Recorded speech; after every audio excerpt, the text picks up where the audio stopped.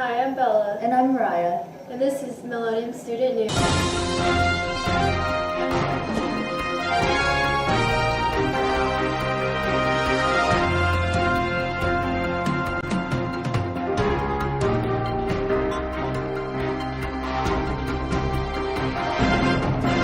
Tuesdays and Thursdays, NHS will be hosting studying and tutoring for AIMS testing.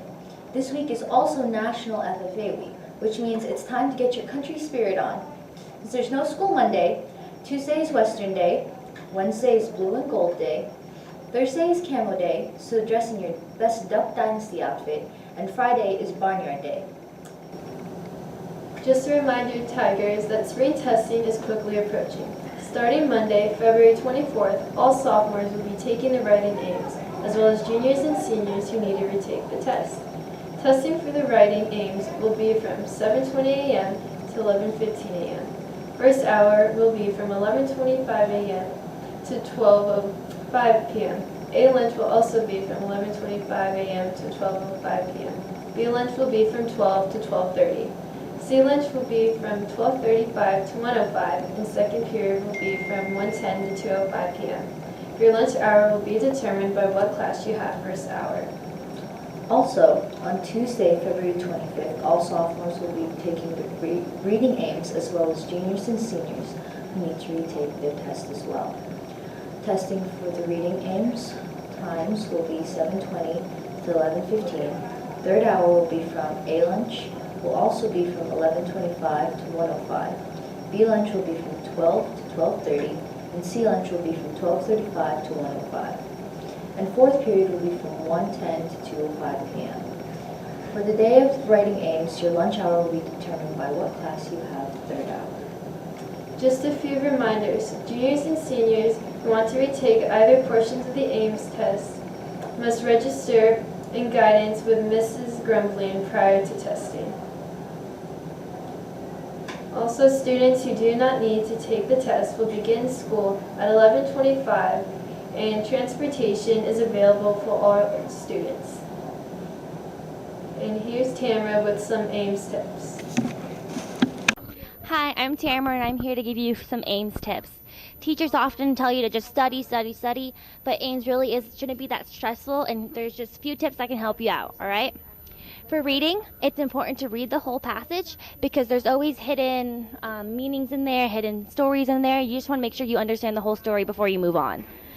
Read each question at a time and take one step at a time because you want to take each question by itself. If you take them all as a whole, you're going to get all confused, and you just want to make sure you focus on one question so you get that question right. And stay alert because they always try to trick you. They'll throw like three or two answers in there that are very similar. So that way you get confused, but make sure you know the right answer. All right, for writing, make sure you stand out. The AIMS writers read about 1,000 articles, and you just want to make sure yours is different from the rest and yours is something that they remember. That way you can score high. Be creative, use words that are intriguing and keep them engaged in the story because you don't want them to be bored and just not finish reading. Don't run on.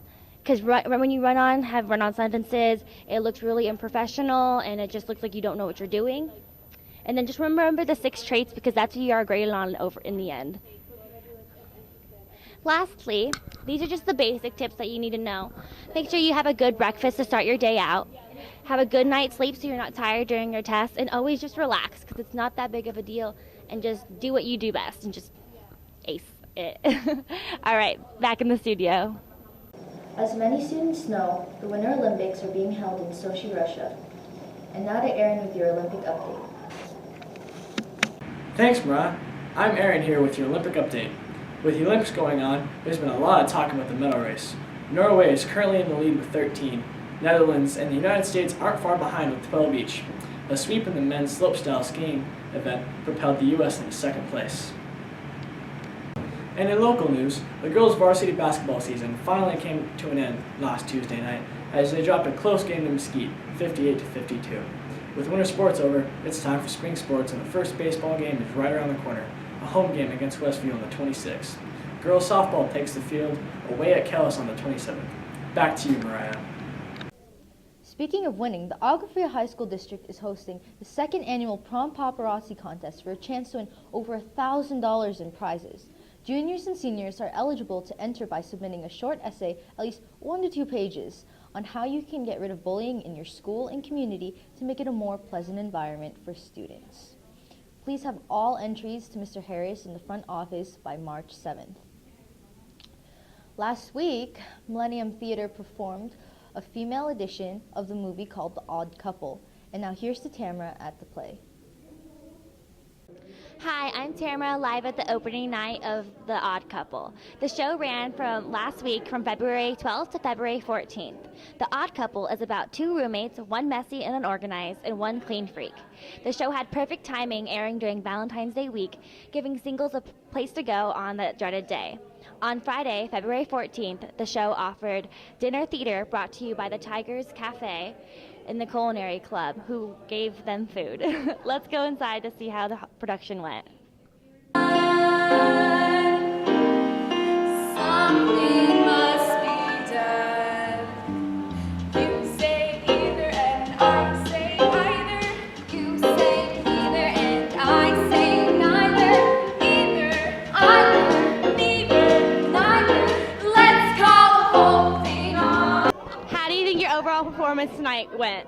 I think it went amazing. We were really excited to give you guys the performance of this show, and I think you did it really good.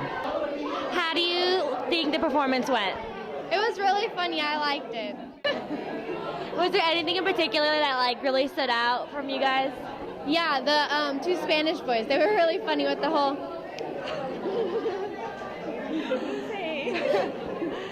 And how do you feel? They really promoted it as like a non-Valentine's Day thing. So how do you think they succeeded at that? Well, I think it was a nice choice from the normal romantic movies that usually come out near Valentine's Day. So I thought that was a nice. I feel the students and actors are prepared as characters.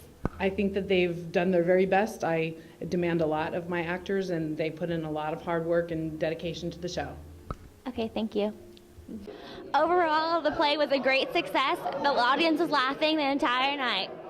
Kim LaGuardia did a great job with her debut performance as a director, and you could really tell that the kids had studied their roles and were really dedicated to the performance.